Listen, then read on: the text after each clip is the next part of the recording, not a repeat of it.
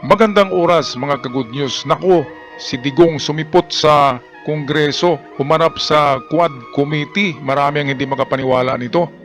At dito ay sinermonan ni Bene Abante si Digong sa kanyang mga nagawang pagkakamali.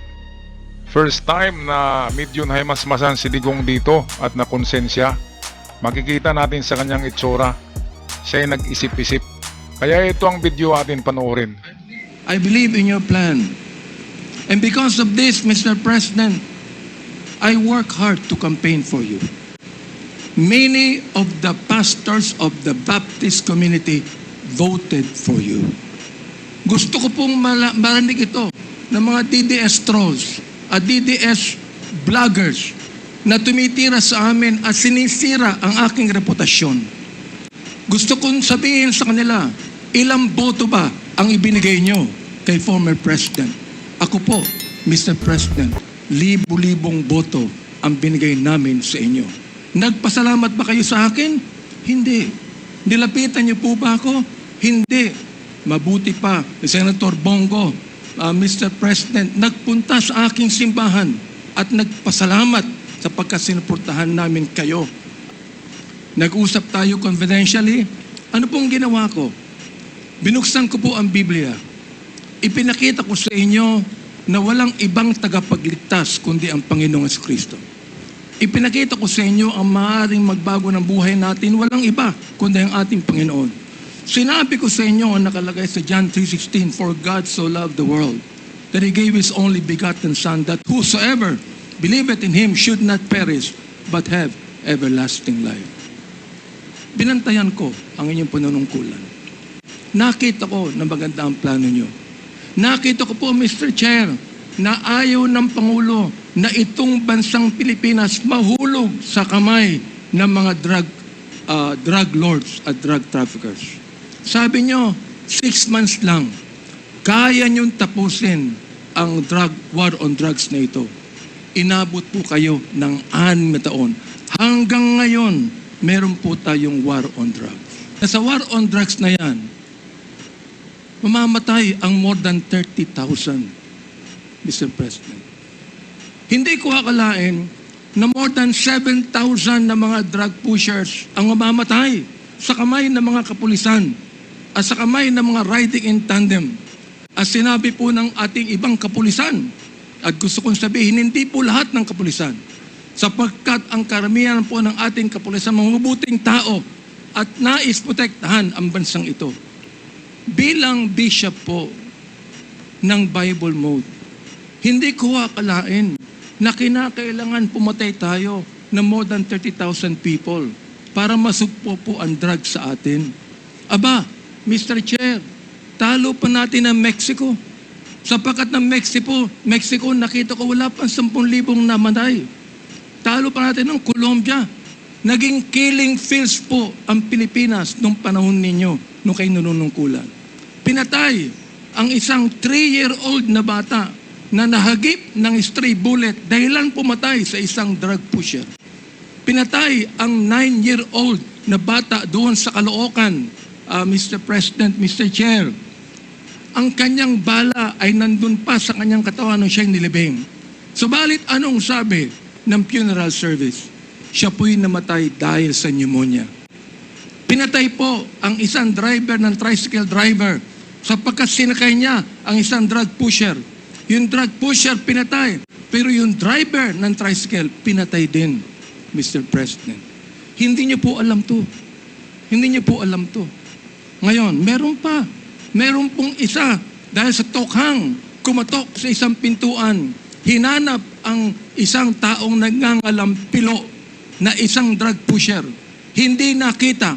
Pinatay. Yung pinagtanungan. Yung pilo, buhay pa, Mr. President, Mr. Chair. At naglalako pa, palagay ko, ng drugs ngayon. Ako po ay binabas araw-araw ng mga bashers, ng DDS troll, ng DDS vloggers. Minumura itong taong ito. Sinisira ang aking reputasyon. Minumura po ako ng katulad ng inyong pagmumura, Mr. President. Hindi ko akalain kung bakit gagawin nila yan. Ang tanong ko, ilang boto ba ang ibinigay ng mga DDS vloggers sa inyo. Gusto kong sabihin sa inyo, I can testify on this, na libu-libong boto ang nakuha nyo sa Baptist community at hindi ako humiling ng anumang pabor sa inyo, Mr. President. Doon po sa speech ninyo, sa harapan po ng mga bishop at ng mga pastor, nagmumura kayo. Pinagbigyan po namin kayo. Kahit na hindi maganda sa amin makarinig ng mura, pinagbigyan po namin kayo dahil kayo ang Pangulo at dapat namin kayong irespeto, Mr. President. Andito ho ako, nakaupo sa harapan nyo.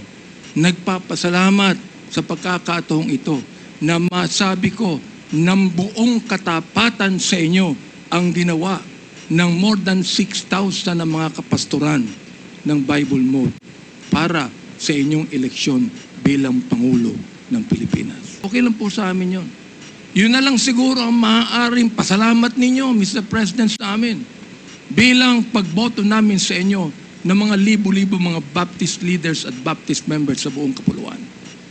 Hanggang ngayon, nilarespeto po kayo ng aming kapastoran. Hanggang ngayon, pati yung kapastoran po namin sa Mindanao, ginagalang kayo. Marami yung pastor sa Davao na ginagalang po kayo.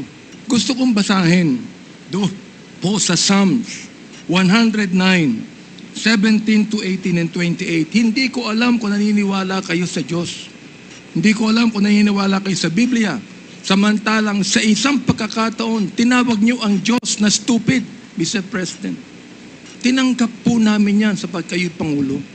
Oo. At nagpapasalamat ako. Hanggang ngayon po, buhay pa kayo. Kahit na po tinawag niyo ang Diyos na isang estupido, Diyos. Oo. Hindi ko alam kung katanggap-tanggap yan sa lahat na mga nakikinig sa akin ngayong umaga.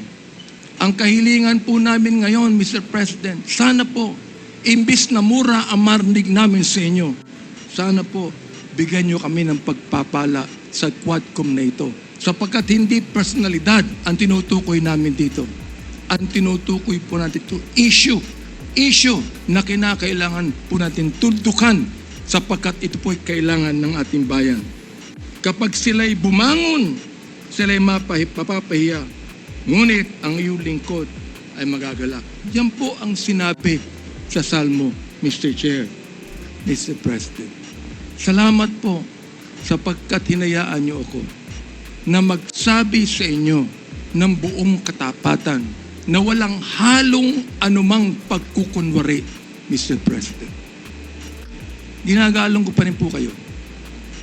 Hindi po dahilan ay kayo, kundi dahilan sa minsan naging Pangulo kayo ng Pilipinas. Kaya nga po ang aking opening remarks is what? Respect, not deference. We are not here to give you obeisance. We are not here to give you obedience. We are not here to submit to you. We are here as equal members of this House, Mr. President, Mr. Former President. You are now a private citizen. And I hope and pray that you would give us equal respect as we give you equal respect today. Ayan, kaya marami nga ang nagsabi na dapat hindi umaten si Digong dito sa Congress kasi kunti lang ang kanyang mga kaalyado o mga amigo sa Kongreso. Lalo na, narito pastor pala tong si Benny Abante, hindi lang pastor yan, bishop ng Baptist Church. Kaya binigyan siya ng sermon, kinukonsensya. Kaya ayan tuloy, nakapag-isip si Duterte na may Diyos eh. Kasi minumura niya, ito lang ang tao yata na minura ang Diyos. Si Digong, grabe. Kaya talagang nagsisi ang mga pastor ng Baptist sa pagboto sa kanya. Anyway, first hearing ito ni Digong ngayon sa araw na ito. At sana ay hindi na siya magmumura dito sa Congress kasi meron palang bishop dito eh. At baka babasahan na naman siya ng iba na namang bersikulo at baka magiging convert ito. Kasi TOJC yata ito member. Kaya baka maging Baptist. Kaya siguro, payo ko kay Digong wag nang umattend next hearing. Baka ma-convert ito into a good Christian. Alright, at ako'y magpaalam na. Maraming salamat. Huwag kalimutan mag-subscribe sa ating channel at comment nyo na lang sa ating comment section ang inyong saloobin tungkol sa nangyayari ngayon na hearing ni Digong sa Kongreso. Paalam at ingat kayong lahat.